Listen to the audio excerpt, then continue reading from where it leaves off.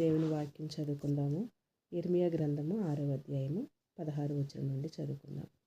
యెహోవా ఇలాగు సెలవిచ్చుచున్నాడు, మార్గములలో నిలిచి చూడుడి, పురాతన మార్గములను గూర్చి విచారించుడి. మేలు కలుగు మార్గమేది అని అడిగి అందులో నడుచుకునుడి, అప్పుడు మీకు నెమ్మది కలుగును.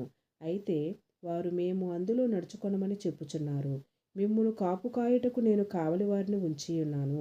ఆలకించుడి, వారు చేయు బూరధ్వని వినబడుచున్నది. అయితే మేము వినమని వారనుచున్నారు. అన్యజనులారా వినుడి, సంగమా వారికి జరిగిన దానిని తెలుసుకొనుము.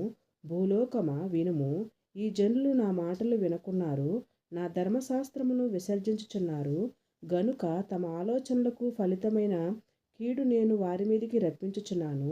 షేబా నుండి వచ్చు సాంబ్రాణి నాకేలా, దూరదేశం నుండి వచ్చు మధురమైన చెరుకు నాకేలా. మీ దహన బలులు నాకిష్టమైనవి కావు, మీ బలుల యందు నాకు సంతోషము లేదు. కావున యెహోవా ఇలాగు సెలవిచ్చుచున్నాడు, ఈ జనుల మార్గమున నేడు అడ్డురాళ్ళు వేయుదును. తండ్రులేమి కుమారులేమి అందరును అవి తగిలి కూలుదురు, ఇరుగు పొరుగు వారును నశించెదరు. ఆమేన్. దేవుడి వాక్యం దీవించునుగాక. ఆమేన్.